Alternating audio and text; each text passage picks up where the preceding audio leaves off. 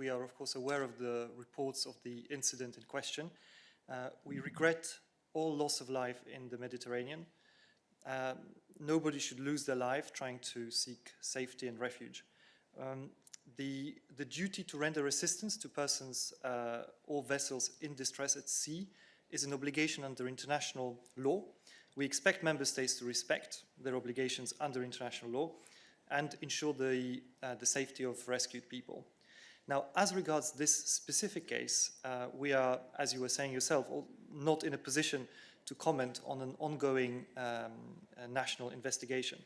Moreover, since the coordination of search and rescue operations is outside of the Commission's remit, we cannot provide you with a legal analysis of the situation in this specific case, nor am I in a position to say anything about what would be the consequences under this or that scenario. But as a general comment on this situation, we encourage member states to continue working together and working with Frontex, the European Border and Coast Guard Agency, in the spirit of solidarity to ensure the continuity of search and rescue activities and to find solutions to disembarkations in this particularly challenging context. And as ever, the Commission stands ready to coordinate relocation efforts once disembarkations take place. Thank you. May I have a follow-up question? Yes, go ahead, Nikolai. Thank you. Earlier this week, Martin Schiffer from DG Home said that if a migrant is in territorial waters, the EU law, the EU acquis applies, and that this for us is a fundamental principle. Could you explain some of the EU laws that would apply in a case like this? I mean, in terms of migrants that are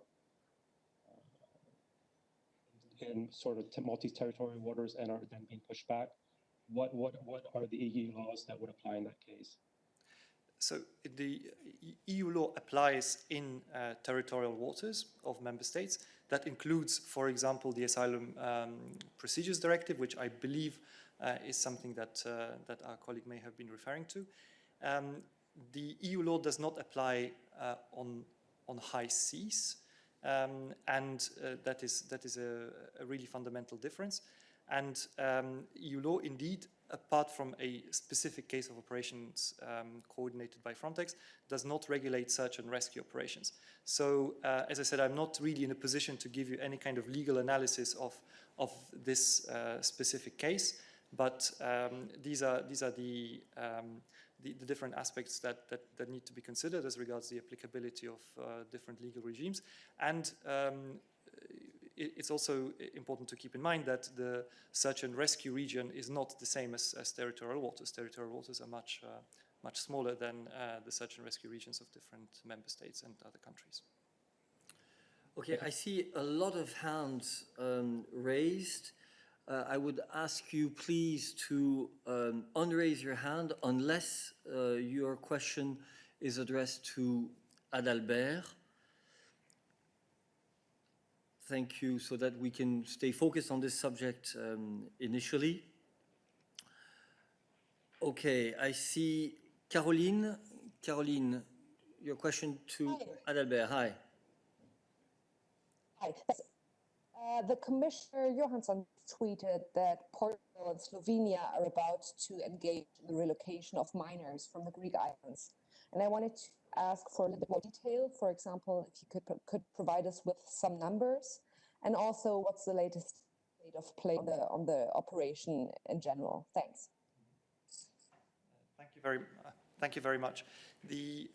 Indeed, the Commissioner referred to Portugal and Slovenia as the next member states in line for relocation of unaccompanied children and young people from Greece. We're of course very grateful and very much encouraged by member states' willingness to participate in the scheme that we launched on the 6th of March.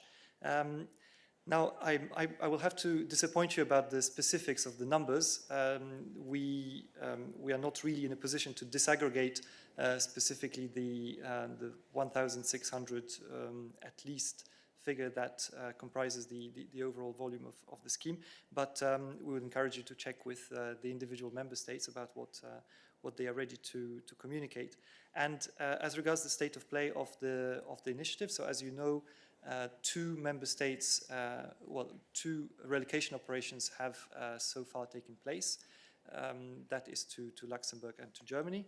And we continue to work very closely with member states, with Greek authorities, with international organizations and the European Asylum Support Office to first of all put in place, so finalize really the standard operating procedures in order to make sure that, that we can have rules agreed on how to conduct this operation on the ground.